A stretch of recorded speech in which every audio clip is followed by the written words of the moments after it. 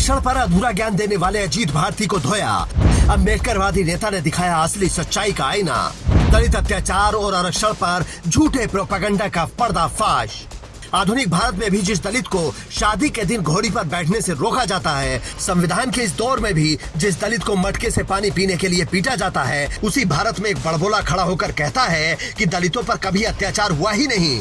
वो इसके ऐतिहासिक प्रमाण मांग रहे थे। तो हम इस स्टोरी में इन भाई साहब को अलग अलग इतिहासकारों के उदाहरण देंगे और समझाएंगे कि मनगढ़ंत वो है जो आप बोल रहे हैं। अगले कुछ मिनटों में इनके 2 कौड़ी के गाली वाले ज्ञान का पर्दाफाश होगा। बस आप अंत तक जुड़े रहिए, लेकिन उससे पहले इनका ज्ञान सुन लीजिए। फिर एक आता है 3000 साल पहले हमारे गले में झाड़ू बांध दिया, मटकी बांध, फर्जी बात। ये सब एट्रोसिटी पॉर्न है। ये 1970 के दशक में ये वामपंथी बकलोली मात्र है। कोई प्राइमरी सोर्स में यहां पे खड़ा हूं, सर्च करके मुझे दिखाओ कि कब से ये आया। 3000 साल का किस लिटरेचर में है, ये कहां पे है? दरअसल दिल्ली के कॉन्स्टिट्यूशन क्लब में आरक्षण पर बहस हो रही थी, जिसमें इन महाशय को भी बुलाया गया था। लेकिन इन्होंने मनगढ़ंत बातें कहकर अपने पूर्वजों की करतूतों को छिपाने की कोशिश में कोई कसर नहीं छोड़ी। इनका कहना था कि दलितों पर अत्याचार का कोई साक्ष्य नहीं है और फिर अंग्रेजों के जमाने के एक सर्वे का उदाहरण दिया। पहले इनकी बकलोली सुनिए, फिर तथ्यों से जवाब देते हैं। 1835 में हर एक जितने भी हमारे यहाँ प्रेसिडेंसीज थी, वहां पे सर्वे किया अंग्रेजों ने कि भाई जो लेके चल रहे हैं ब्राह्मण का इस पर रहा। विकास दिव्य कीर्ति जैसे लोग या अन्य लोग भी मानते हैं कि ब्राह्मणों के ही दिमाग हुआ करता था। क्या नहीं भाई साहब, वो जो सर्वे हुआ है उसका डेटा यदि मैं मतलब पूरा पढ़ूंगा तो बहुत टाइम निकल जाएगा, बट मैं एक बता देता हूं आपको कि उन सर्वेज में बंगाल का एक वर्धमान है जगह, 1835 में वहां पे जब देखा गया स्कूलों में किस तरह के लोग पढ़ रहे हैं, चांडाल शिक्षक था। चांडाल डोम से भी गिरा हुआ होता है। उस समय मैं बोल रहा हूं, मैं नहीं मानता, ये अंग्रेज ये मानते थे।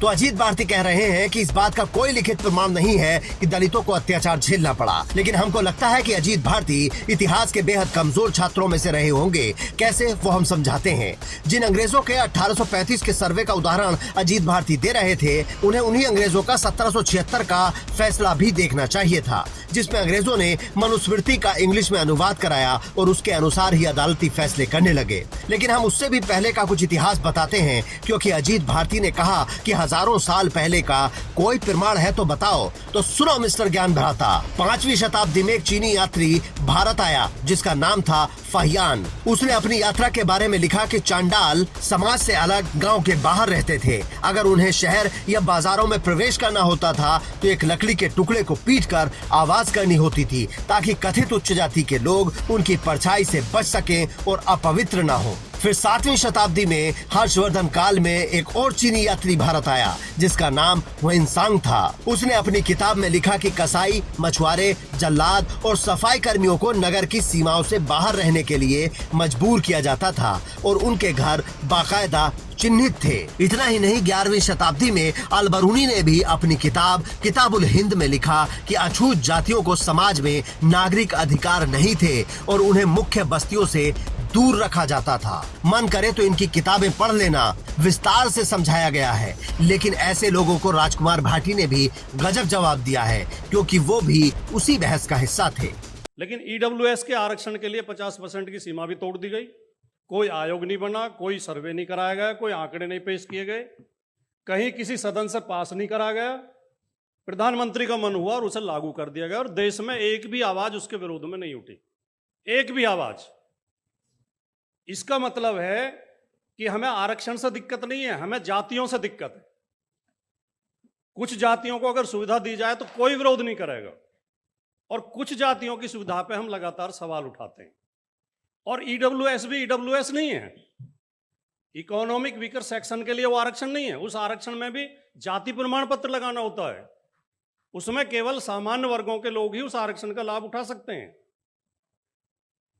तो एक तो मैं ये क्लियर कर दूं, जो साथी आरक्षण के विरोध में आवाज उठाते हैं वो ईडब्ल्यूएस के खिलाफ आवाज नहीं उठाते। हमने अजीत भारती को विदेशी यात्रियों की किताबों से उदाहरण दिए, क्योंकि उनका कहना था कि अम्बेडकर, पेरियार और फूले जैसे लेखकों ने मनगढ़ंत कहानियां लिखी हैं। अगर वो ये कहें कि विदेशियों की बात हम क्यों माने, तो पेशवाई के समय के अदालती फैसलों को पढ़ लें जो आज भी लिखित में इतिहास का हिस्सा हैं।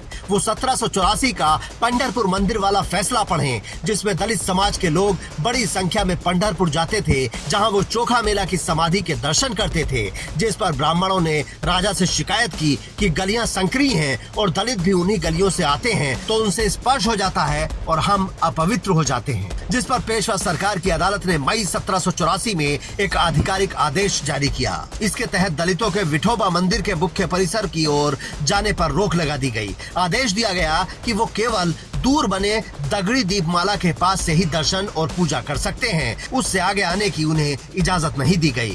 फिर भी समझ न आए तो पेशवाई अदालत का 1700 जिसमें पुणे के एक चितपावन ब्राह्मण गोविंद हरि, जिसमें उनको पता लगेगा कि भीमा कोरेगांव में की एक प्रिविलेज जाति में पैदा होकर दलितों का दर्द नहीं समझा जा सकता।